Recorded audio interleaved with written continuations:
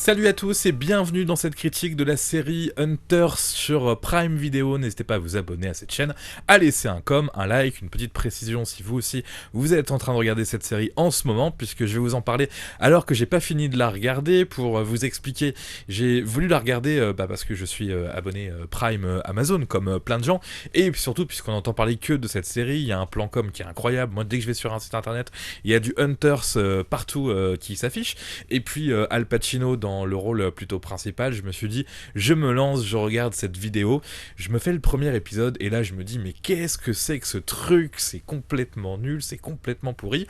Entre temps, j'entends les médias parler de cette série et dire que c'est absolument scandaleux ce qu'on peut y voir, et je suis assez d'accord sur certains points.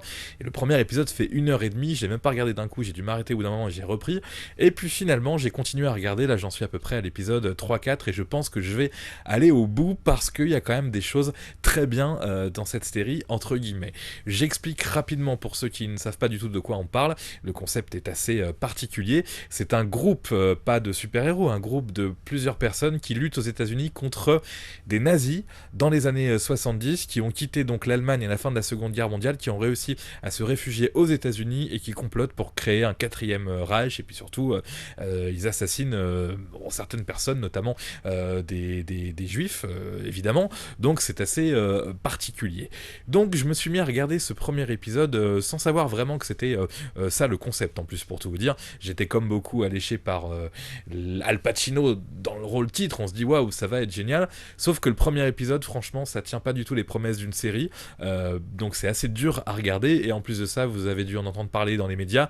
Il y a des scènes mais complètement inutiles qui ne devraient pas figurer là, et c'est valable aussi dans d'autres épisodes. C'est tous ces flashbacks sur les camps de concentration où on nous raconte des choses, et certaines choses, c'est prouvé maintenant, ne sont pas vraies. Ce qu'on vous raconte dans le film, pour vous expliquer, il y a une partie d'échec avec des déportés à un moment, et une chose complètement incroyable qui est faite, qui est montrée dans ce film, que ça n'a quand même pas existé. Mais quand on regarde la série, au début, ou dans les bandes annonces, il y a marqué basé sur des faits réels, donc c'est un petit peu compliqué. S'il n'y avait pas tous ces flashbacks dans les camps de concentration, cette série serait peut-être un peu plus potable, entre guillemets, parce qu'il y a quand même un truc, c'est pas le cas dans le premier épisode, mais après ça finit par se développer. On nous met, comme dans toutes les séries, un groupe de personnes, un groupe qui chasse les nazis aux États-Unis, et ils sont finalement attachants, ils ont tous un petit peu leur personnalité. Ça, c'est pas valable dès le premier épisode, ça met plus longtemps que ça à se développer, mais finalement à un moment ça devient une série à peu près correcte avec un groupe de personnes. Ça peut faire penser, je sais pas, à ce groupe de super-héros anglais là, de bande dessinée, les Watchmen, au niveau de la couleur jaune, au niveau de l'aspect graphique, et puis le personnage secondaire, enfin le personnage principal après Al Pacino, le petit jeune qui va découvrir l'existence de ce groupe là et qui va les rejoindre. Lui, il fantasme un petit peu tout ça, il voit ça avec les codes des super-héros, les codes graphiques, donc parfois on sait pas trop si on est dans la série vraiment ou dans ses pensées à lui. Mais finalement, je voulais, après avoir vu 75% du premier épisode, ne plus regarder et dire que, ce que je fais rarement, que j'avais pas du tout aimé, mais finalement je vais continuer. Pour revenir à Al Pacino, qui est totalement méconnaissable dans cette série. Alors je sais même pas s'ils l'ont vieilli ou si il est vraiment devenu comme ça. J'espère qu'ils l'ont vieilli, mais en fait c'est un petit peu voilà, c'est-à-dire que c'est un personnage qui se la joue un peu Bruce Wayne. Il y a des références d'ailleurs dans la série là-dedans. Il se la joue un petit peu il est entre Bruce Wayne et Alfred finalement, mais il est plus proche d'Alfred, c'est-à-dire qu'il est vieux, il a du mal à se déplacer.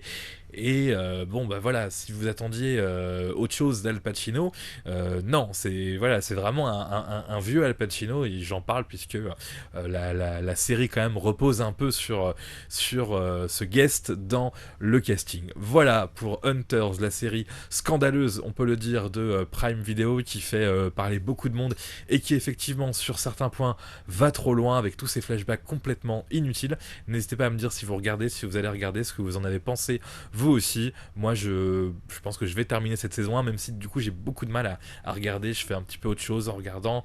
Parfois, il y a des. Vu que les épisodes sont longs, hein, le premier 1h30, je crois que le deuxième fait 1h, 1h10, il y a aussi des moments où c'est long. finalement, donc le rythme n'est pas non plus très très bien. Bref, c'est un dossier particulier, je le redis, si vous voulez en parler aussi, n'hésitez pas en commentaire. Salut!